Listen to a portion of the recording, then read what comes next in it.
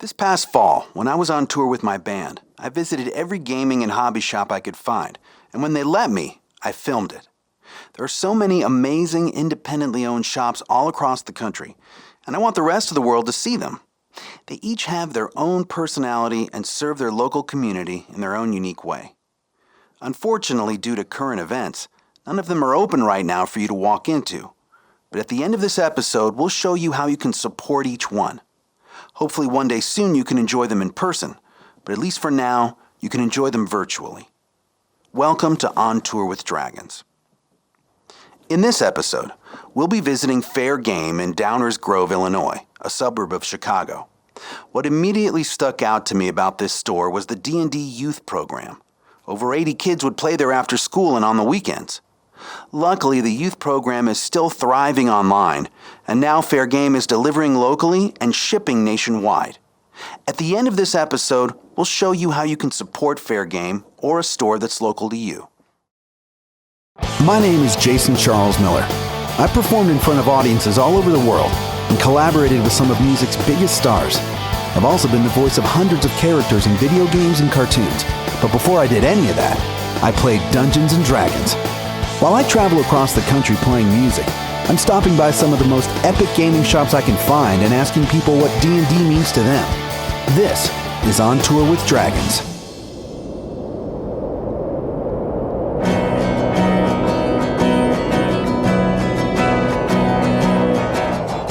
Chicago, the Windy City. It was windy driving in here. We're in a Chicago suburb called Downers Grove, right outside Fair Game. And I like to have a fair game, don't you? Let's go inside and check it out.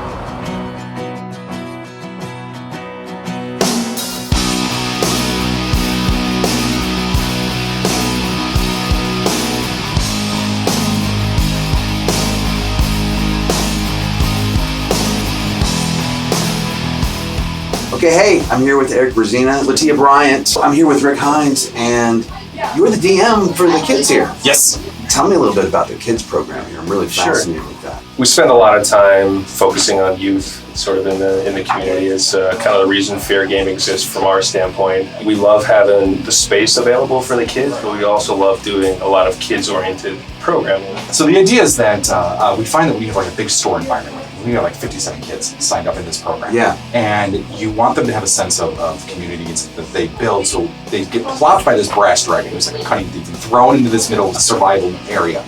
And they have to build a village, right? And secretly what's happening is every adventure that they do teaches them how to build an encounter. It teaches them how to, run their own, start building their own village. And for them to be able to have a place to go that's safe and comfortable and sort of encourages the creativity and teamwork and all the other skills that sort of come to light in a D&D game.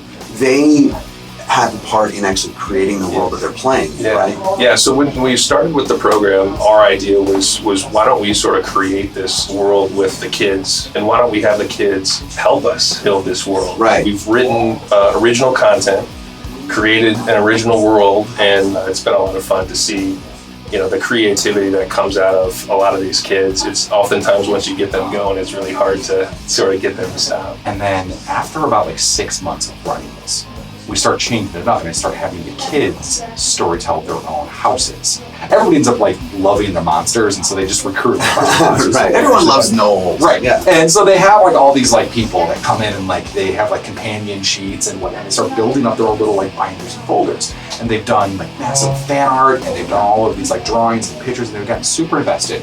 And then we invite the parents to come play pirates, to come raid and attack the village. And that's when the campaign turns into real mode, where now the kids are storytelling for other party members or other people who are coming in playing one-shot villains, trying to attack their house.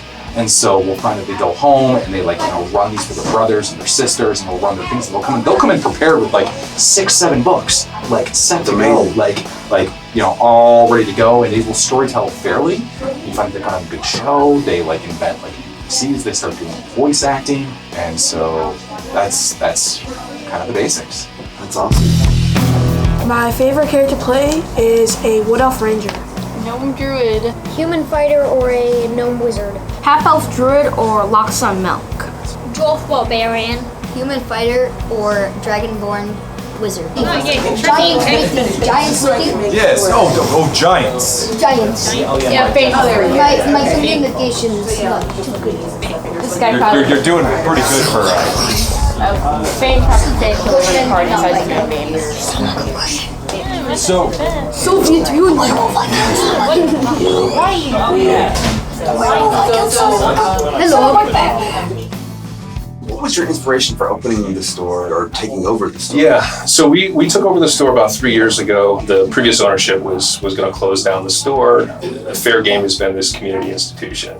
And so really the inspiration was, we can't let this go. You know, this is a really special place. So what can we do to, to sort of step into that? We've hired some really great people to be the face of Fair Game, in the store on a day-to-day.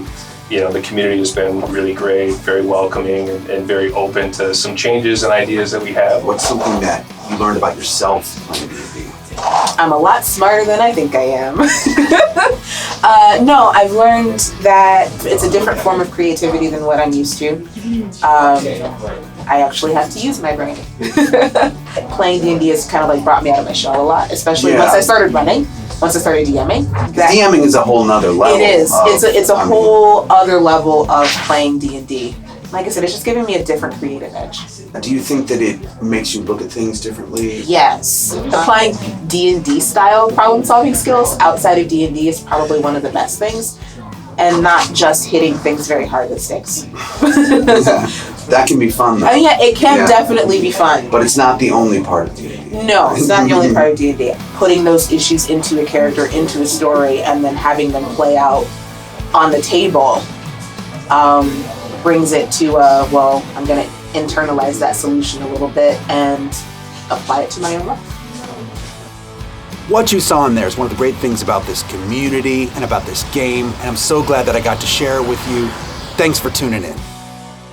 What's up? We're ready to rock the house tonight. We're in Chicago at the Haywood Brewery. You guys ready? Oh yeah! Let's do this! Come on, let's go!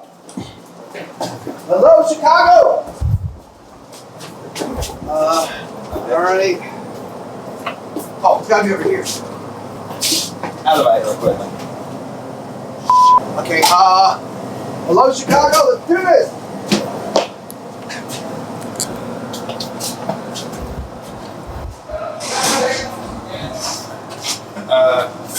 Alright, come on. Stay. Wait, no, it's over here. It's gotta be. Alright, hang on. Shit, there. Let's go, come on, this is it. Oh, here it is, you're right, stage. Alright, here we go. You guys ready? Yeah. Oh yeah. Okay, here, come with us. You're gonna go first. Here we go. To the stage.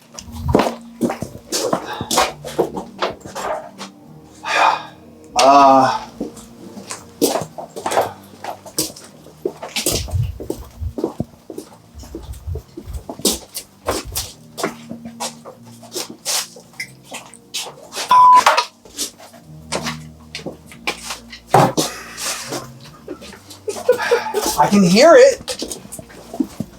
In the distance. Well.